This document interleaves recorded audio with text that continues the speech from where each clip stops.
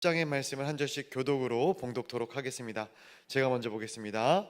이에 사무엘이 기름병을 가져다가 사울의 머리에 붓고 입맞추며 이르되 여호와께서 내게 기름을 부으사 그의 기업의 지도자로 삼지 아니하셨느냐. 내가 오늘 나를 떠나가서 베냐민 경계 셀사에 있는 라헬의 묘실 곁에 두 사람을 만나리니 그들이 내게 이르기를 내가 찾으러 갔던 암나기들을 찾으리라. 내 아버지가 암나기들의 염려를 놓았으나 너희로 말미암아 걱정하여 이르되 내 아들을 위하여 어찌하리요. 내가 거기서 더 나가서 다볼 상수리 나무에 이르면 거기서 하나님을 배우려고 베델로 올라가는 세 사람을 만나리니 한 사람은 염소새끼 셋을 이끌었고 한 사람은 떡 세 덩이를 가졌고 한 사람은 포도주 한 가죽 부대를 가진 자라.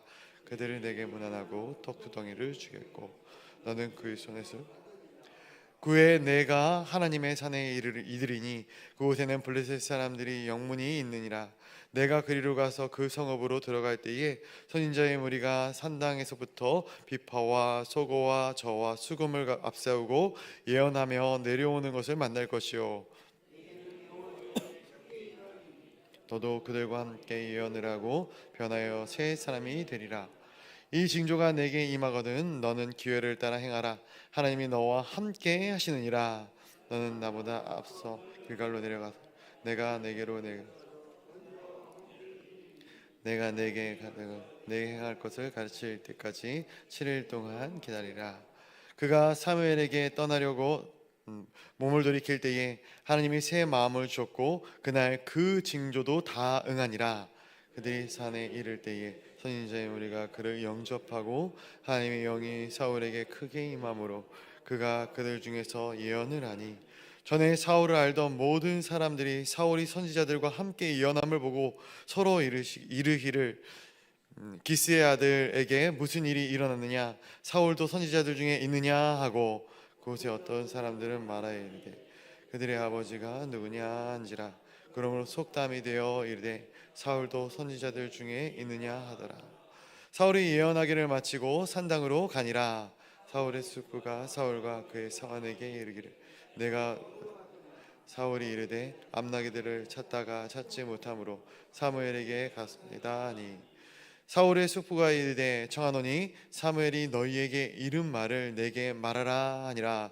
사울이 숙부 그가 암나기를 찾아 우리에게 분명히 말하더이다.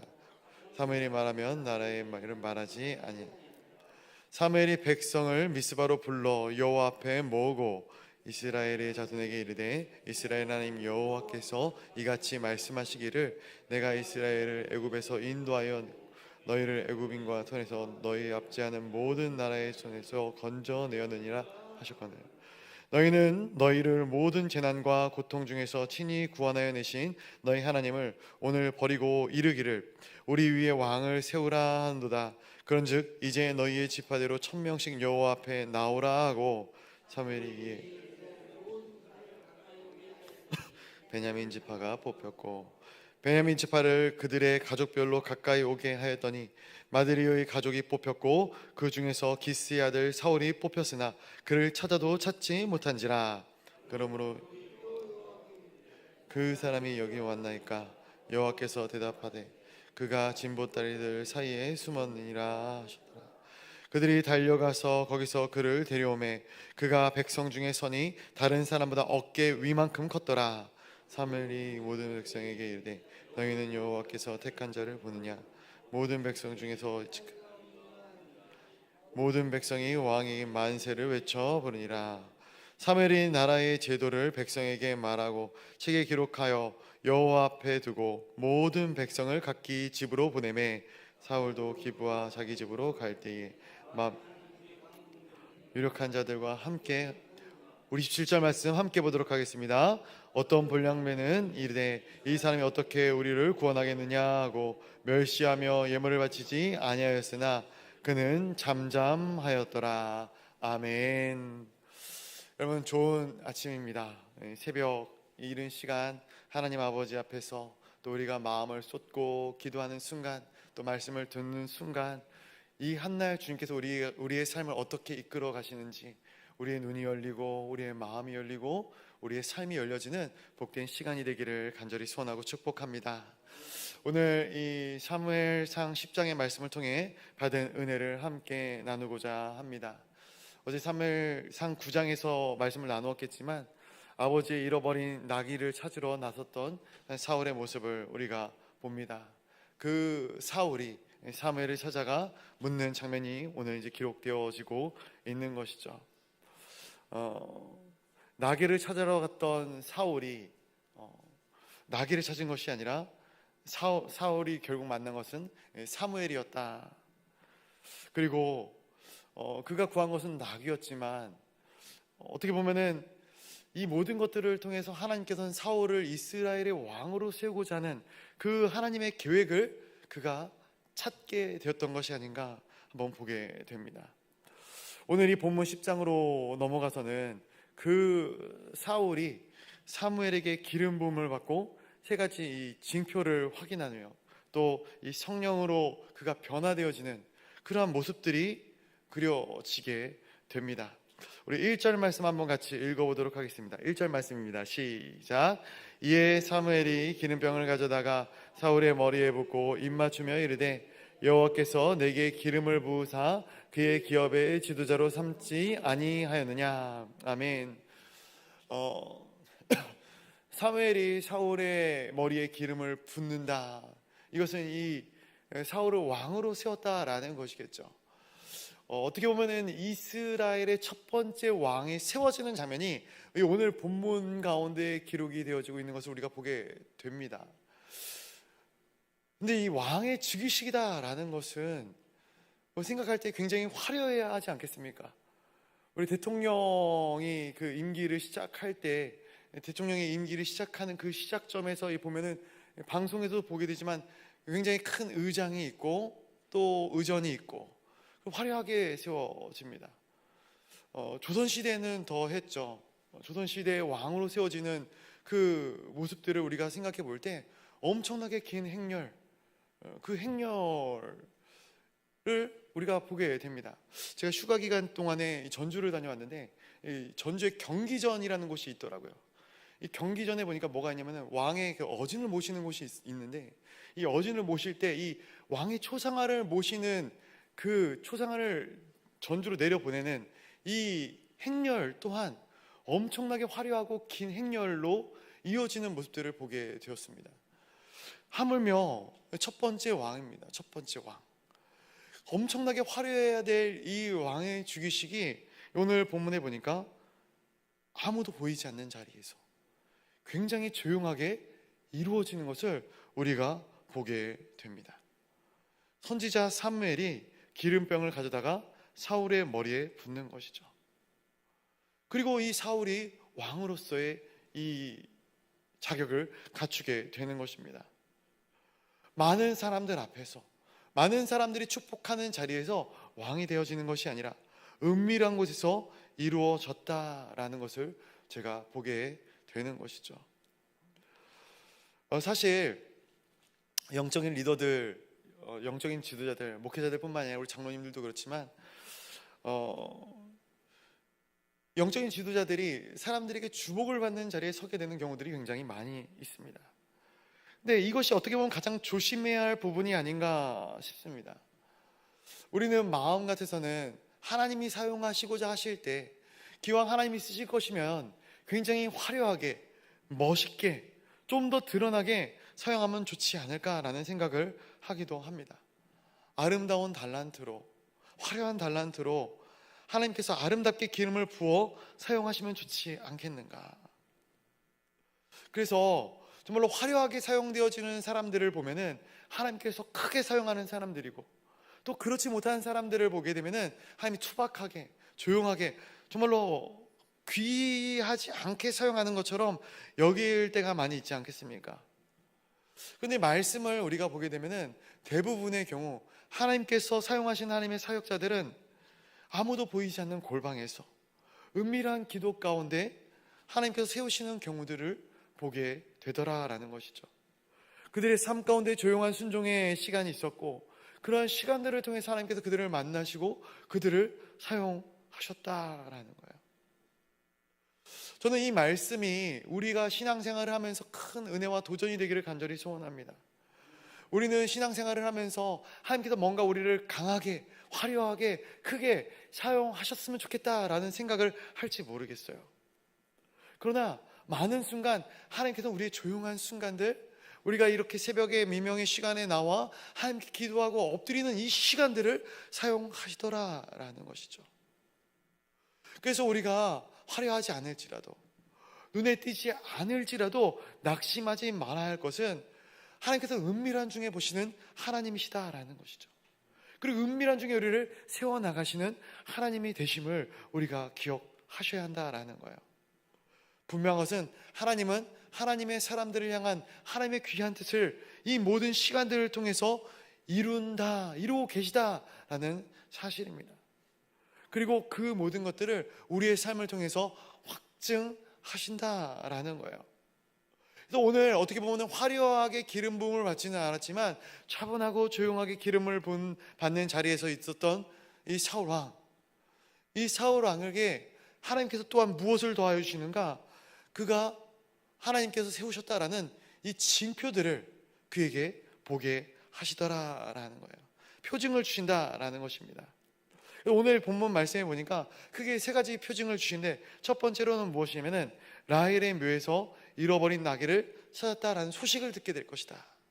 두 번째로는 이 다볼 상수리 나무 아래서 하나님께 예배드리러 가는 세 사람을 만날 것인데, 그 세 사람을 만났을 때 그가 떡 2덩이를 받을 것이다.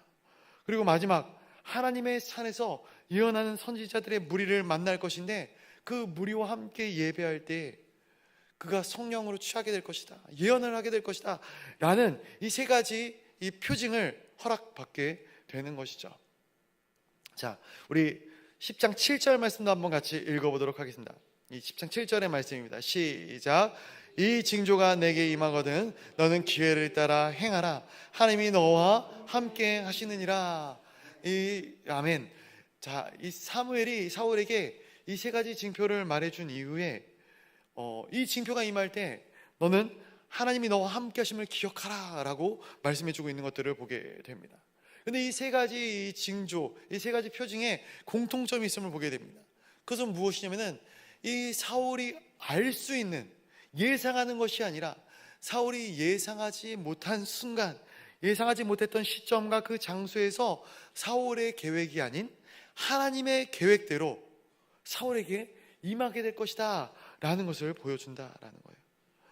사울은 그저 나귀를 찾아서 길을 나섰을 뿐인데 그 발걸음 자체에 하나님의 인도하심과 하나님의 계획과 하나님의 손에 이 치밀한 인도하심이 있었다라는 사실이다라는 거예요. 말씀을 보면서 그런 생각을 해봅니다. 우리의 인생의 여정도, 우리의 신앙의 여정도 이와 같지 않은가? 우리가 하루하루를 알고 이 지내는 사람이 얼마나 있겠습니까? 오늘 나에게 무슨 일이 일어날지, 어떠한 사람을 만나게 될지, 물론 정해진 스케줄이 있겠지만 이 정해진 스케줄대로만 이끌어져 나가는 것이 우리의 인생이 아니지 않겠습니까? 우리가 일상 가운데서 만나는 소소한 사건들, 사람들, 그런데 이 모든 것들 가운데 하나님이 다 개입하고 계시다라는 사실이에요. 보이지 않는 하나님의 손이 나의 삶을 이끌고 나의 삶을 하나님의 인도하심대로 이끌어가고 계신다라는 거예요. 이것이 오늘 이 사울에게 주어진 징조와 같다라는 거예요. 그리고 이 징조를 발견할 때 이 사울은 하나님이 하나님 되신과 하나님이 정말로 나의 삶을 쉬지 않고 이끌어 나가고 계심을 발견하게 된 것처럼 우리의 신앙 여정 가운데서도 우리가 나의 계획과 나의 뜻이 아니라 하나님의 일하시는 것들을 보게 될 때, 발견하게 될 때, 우리가 신앙하게 될 때에 우리는 내 삶이 내 뜻과 내 계획대로 이끌어지는 삶이 아니라 하나님이 나의 삶을 이끌어 가시는구나, 하나님의 계획을 통해 내가 이 땅 가운데서 하나님의 선하신 뜻 가운데 인도하심대로 나아가는구나 라는 것을 보게 된다라는 거예요. 우리 본문 9절의 말씀도 한번 같이 읽어보도록 하겠습니다. 본문 9절의 말씀 같이 보겠습니다. 시작. 그가 사무엘에게서 떠나려고 몸을 돌이킬 때에 하나님이 새 마음을 주셨고 그날 그 징조도 다 응하니라. 아멘. 아멘. 사울이 사무엘에게서 떠나려고 몸을 돌이킬 때 하나님께서 새 마음을 주셨다. 성령을 그에게 기름 부어 주셨다. 그리고 그 모든 징조가 다 응하였다라고 성경에서는 기록하고 있습니다. 그리고 어떠한 일이 일어나는가? 그가 산에 이르렀을 때에 만약 세 번째 징조죠. 산에서 선지자의 무리를 만나게 됩니다. 그리고 그 무리를 만났을 때에 하나님의 영이 사울에게 크게 임하여 사울도 그들과 함께 예언을 하게 되었다라는 거예요. 당시에 이 선지자의 무리가 있었다. 선지자 생도들이 있었다. 우리가 이 예언서의 말씀들을 보면 잘 알 수 있겠지만 이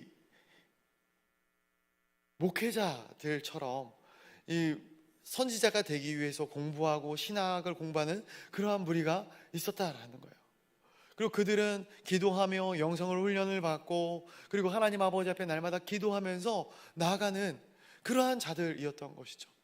그런데 그러한 자들 옆에서 이 사울이 섰을 때 이 하나님의 임재가 이 사울에게까지 함께 임하였다라는 거예요. 그리고 함께 예언을 하게 되었다라는 그러한 장면들이 그려지고 있는 것이죠. 우리 10절과 11절의 말씀도 한번 같이 읽어보도록 하겠습니다. 10절과 11절의 말씀입니다. 시작.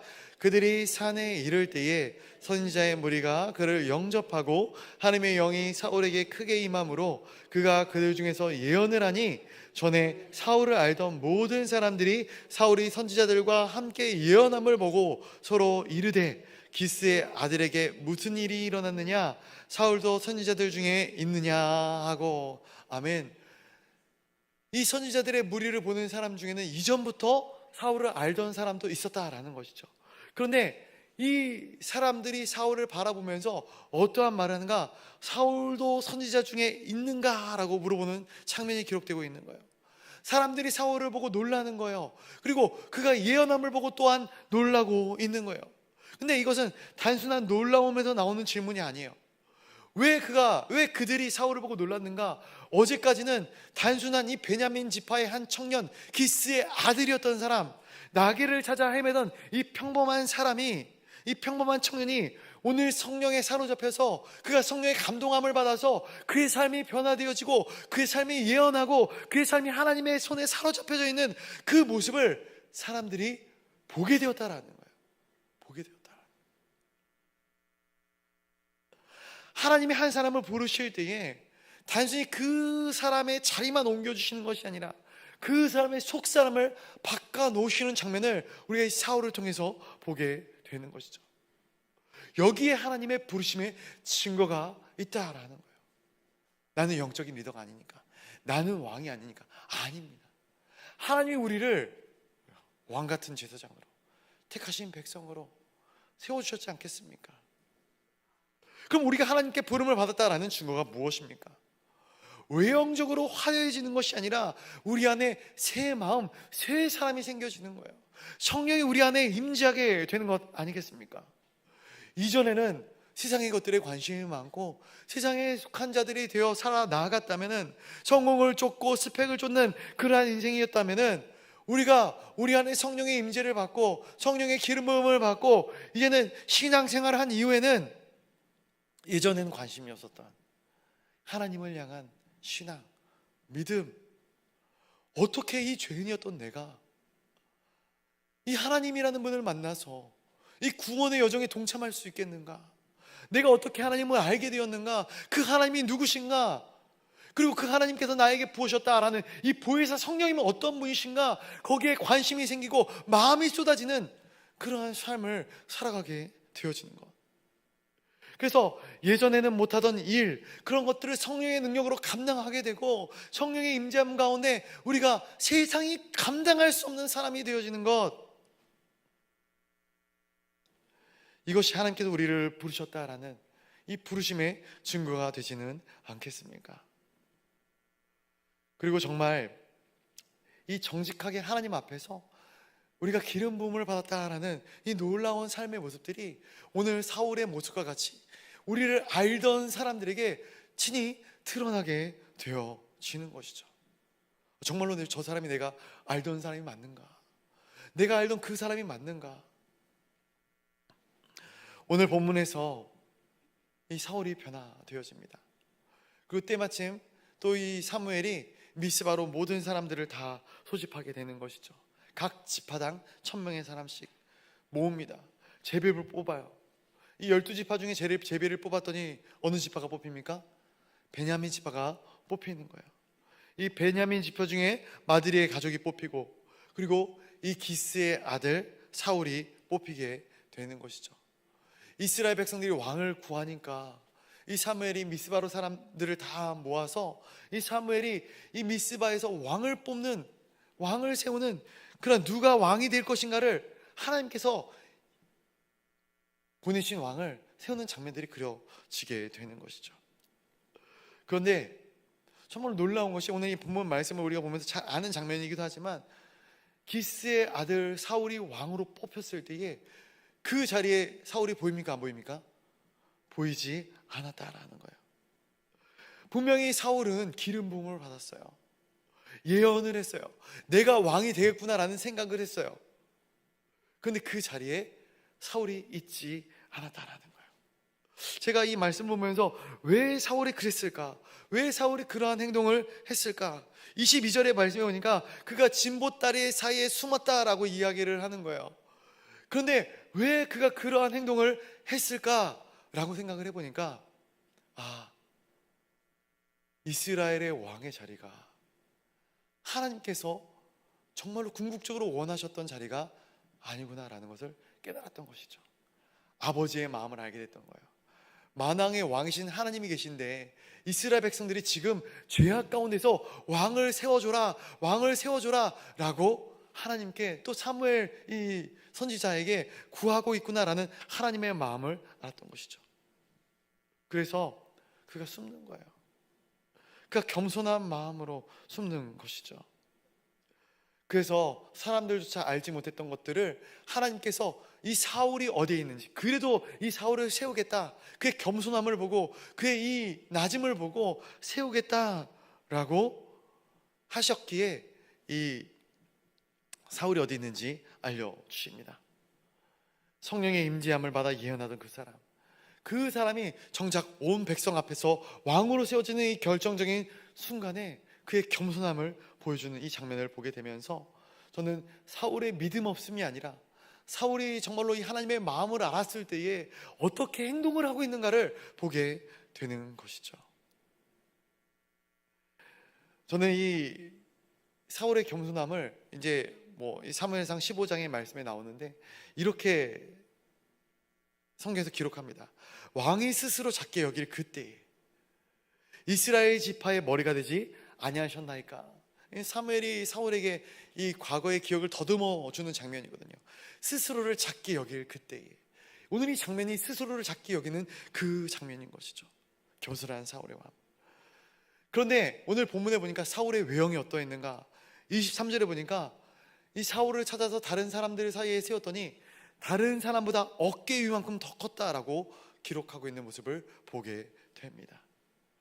진보다리 사이에 숨어 스스로를 작게 여겼던 그 사울을 하나님께서 택하시고 세우셨던 그러한 모습들이 오늘 본문 가운데 그려지게 되는 것이죠. 말씀을 통해 무엇을 보게 됩니까? 하나님은 물론 외형도 보시겠죠. 외형도 중요하죠. 그러나 그 외형보다는 하나님이 더 무엇을 보십니까?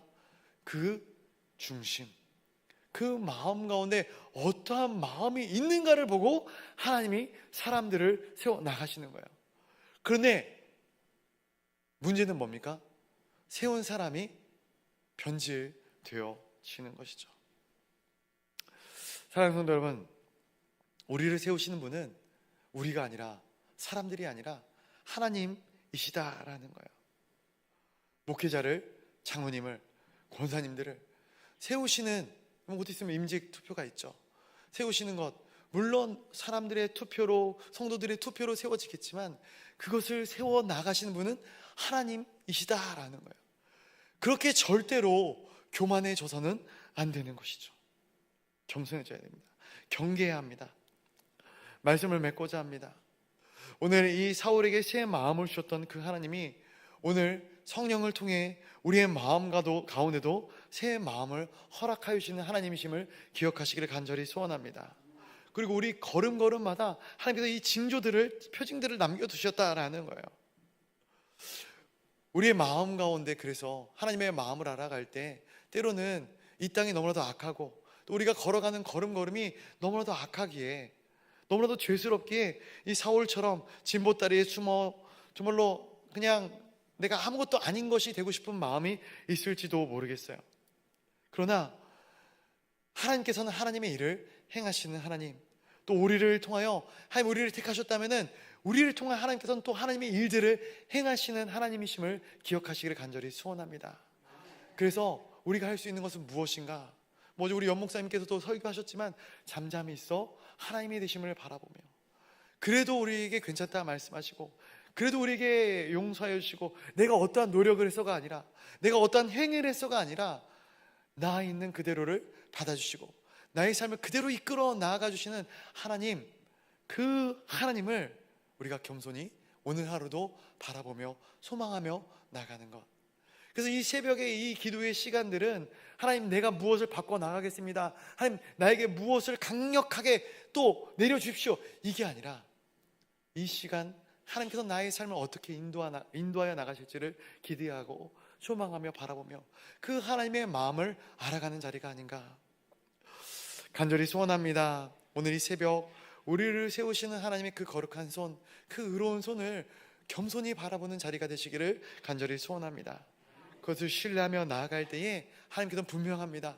우리에게 하나님의 징조들을 보이시고 이끄시고 이 하루를 나의 생각과 나의 뜻이 아닌 하나님의 마음으로 인도하여 나아가실 선하신 하나님이 되심을 기억하시며 그 하나님의 손을 의지하시는 우리 모두가 되기를 주님의 이름으로 축복하고 축원드립니다. 우리 시간 함께 기도하도록 하겠습니다. 우리 함께 기도할 때 말씀을 붙들고 함께 기도해 주시고, 또 특별히 교회를 위해 함께 기도해 주시면 감사하겠습니다. 우리 출타 중이신 우리 목사님을 위하여 같이 기도하도록 하겠습니다. 미국 땅에서 또 집회를, 또 세미나를 또 인도하여 내시고 또 참석하시는 모든 순간과 가정 가운데 하나님께서 친히 함께하여 주시어서 그 긴 여정 가운데 하나님 안전하게 지켜 보호하여 주시고 성령으로 충만한 시간들 될 수 있도록 함께하여 주시옵소서. 우리 사랑하는 또 우리 교육자들, 또 우리 사랑하는 장로님들, 우리 동강교회 가운데 아름답게 세워졌을 때 하나님의 선하신 능력과 은혜 가운데 이끌어 주시고 그 마음 가운데 초심을 잃지 않는 우리 교육자들과 우리 장로님들, 우리 권사님들 될 수 있도록 함께해 달라고 기도해 주시면 감사하겠습니다. 우리 청소년부 수련회가 준비되어지는 가정 가운데 있습니다. 우리 청소년부 우리 지체들을 위하여 기도해 주시고 또 담당하신 오세희 목사님을 위하여 함께 기도해 주시면 감사하겠습니다. 또 캄보디아 시아누크빌로 9월달 중에 이제 단기 선교를 다녀오게 됩니다. 우리 단기 선교 팀들을 위해서 또 그 준비되어지는 과정들 지금도 굉장히 기도하면서 준비하고 있는 과정 가운데 있는데 우리 단기 선교 팀을 위하여 또 함께 기도해 주시면 감사하겠습니다. 광고에 나갔지만 우리 하반기 사역들이 있습니다. 산상 집회와 부흥회, 또 우리 수많은 양육 프로그램들이 또 진행되어지고 준비되어지는 과정들 가운데 있습니다. 하나님, 모든 사역들이 연중의 행사로 끝나는 것이 아니라 이 사역들을 통하여서 사람이 세워지고 하나님의 백성들이 세워지고 온 성도들의 마음이 하나가 되고 또 온 성도들이 하나님의 말씀 가운데 충만한 성령의 충만한, 그래서 이 땅 가운데 빛과 소금을 전하는 자로 흘려 보내질 수 있는 놀라운 은혜가 있도록 이 모든 사역들을 주님께서 인도하여 달라고, 함께하여 달라고, 하나님의 임재하심이 있게 하여 달라고 이 사역들을 위하여 함께 기도하도록 하겠습니다. 우리 환우들을 위하여서, 선교사님들을 위하여서, 또 우리가 가져온 우리 귀한 기도의 제목들을 놓고 그 모든 것들을 통하여 하나님의 선하신 뜻이 우리의 삶을 통하여 이루어질 수 있도록 위하여 함께 기도할 때에 우리 주님의 이름을 크게 한번 부르짖고 우리가 우리의 마음을 쏟으며 나아가는 귀한 자리가 되기를 간절히 소원합니다. 우리 주님의 이름을 한번 크게 부르짖고 기도의 자리로 나아가도록 하겠습니다. 주여!